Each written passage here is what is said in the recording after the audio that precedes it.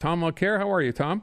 Very well. How are you, Aaron? Doing pretty good. So we had a bit of a, what do we call this? A mini scrap between a couple of ladies who are fighting for a different candidate, or pulling for different candidates in the upcoming Conservative leadership race. So you had Tasha Kariton on one side, Jenny Byrne on the other. Here's the part, and they were on with Evan Solomon. Here's the part where I guess in this case, this is Tasha Kariton trying to make the point that, yes, Jean Charest did work with Huawei, but really he did it to bring the two Michaels home. Here you go.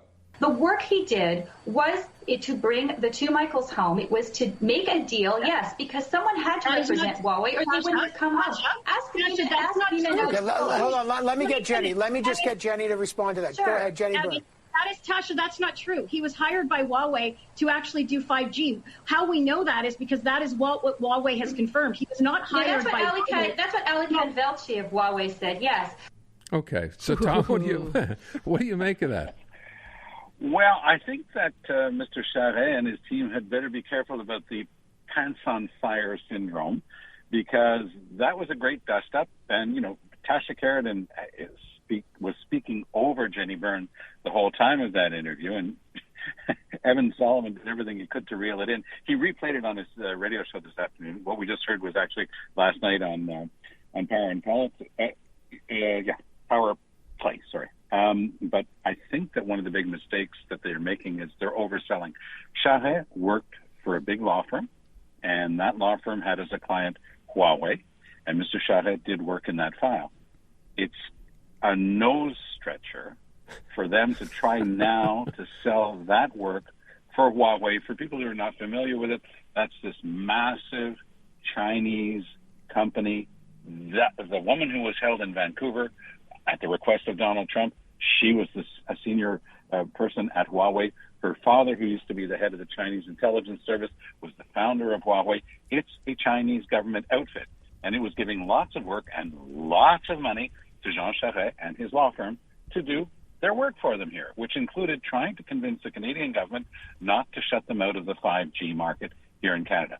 For them to try to go before the microphones now and spin somehow that Jean Charest, he was just working for the two Michaels, and Huawei was paying him and his law firm that money to work. Come on, it's not even plausible.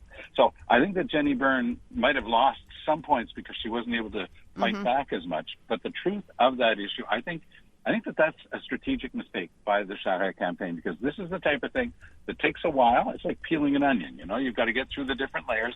But once people get to the heart of it and they realize that this is the spin that both Charest and one of his key spokespersons, Tasha Kariton in this case, have been spinning, I think that the average Canadian is going to say, woof, that doesn't work out. And I just, at that point, what else do you believe or not believe that comes out of that campaign?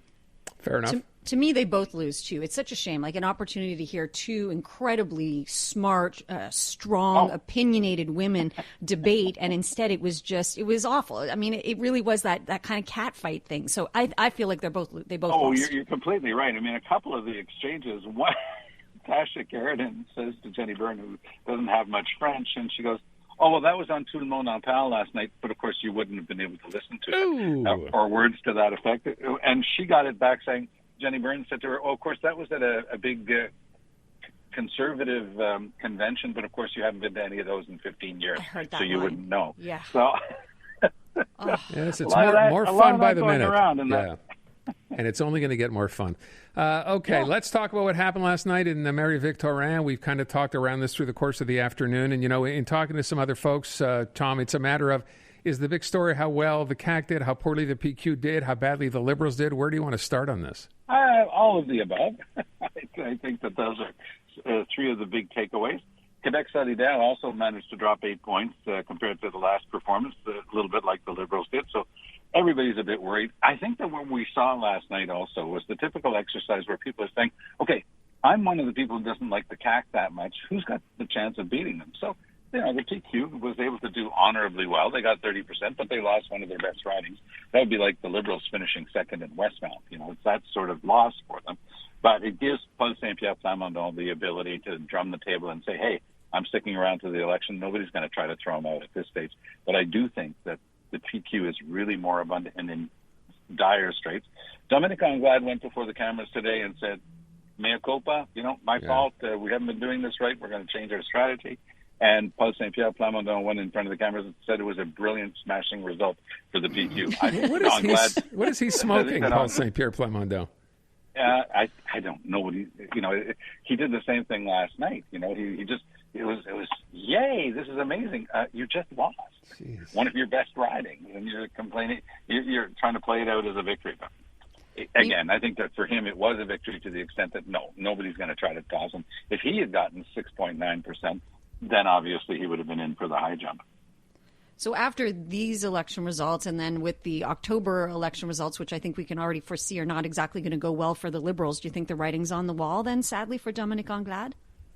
No, not a bit. And I'll tell you why. Because Dominic Anglade, in that press conference today, made it quite clear that she's going to start listening to everybody who's been telling her the same thing for some time. She came in 2 years ago, right in the middle of the first wave of the pandemic. It was very tough. François Legault commanded every single microphone and camera in the province every time he held a press conference, and without putting too fine a point on it, with the notable exception of a few people like Aaron Durfell, they were mostly softball questions, and he was able to spin, and nobody was really nailing him down. Now the real part starts. Dominic Anglade has incredible skills.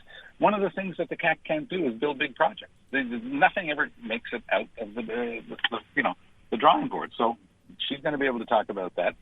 She's discovered that it's okay and safe for her to talk about human rights. Who knew? I mean, she's got an incredible personal story to tell. She's fought for human rights her whole life, personally. Her dad was jailed fighting for human rights, for heaven's sakes, by the Duvalier regime. So she's going to start talking a bit more about what she should have been talking about from the beginning. These are obvious winning files for the Liberals. And yes, she's going to start talking more and meeting more, because I can tell you that she's been doing that as well.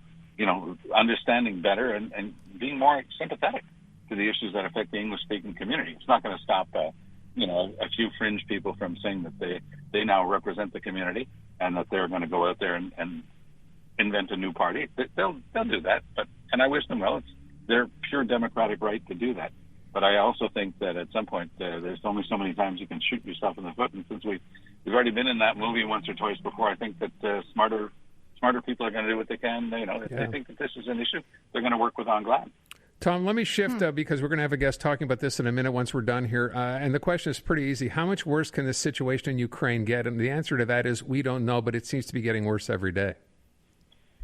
It's like knowing that your neighbor's being tortured, but you're going to stay there on the sideline saying, yeah, but the guy who's torturing them, he might get really mad at me if I do something to protect my neighbor. Yeah. At some point, there's a duty to intervene. And we're dealing with a completely irrational, unstable, horrible person in Vladimir Putin. I think that at some point the West is going to look at this and say, okay, the Ukrainians have earned the right to help. And no, it's not enough to just keep sending in our stuff, our surplus stuff, or whatever else we can find to send to them. They're a country of 45 million against a country of 140 million with massive resources in terms of the military. And at some point, enough is enough. I mean, if the world's going to have a conscience, if we're going to be able to talk about human rights in the future for any country, then at some point there's going to have to be a duty to stand up and do something with regard to Putin and the butcher of Syria, who's being sent in as his sidekick in this battle right now. All right. Tom, thank you very much. We'll talk to you again tomorrow. Good to talk to you.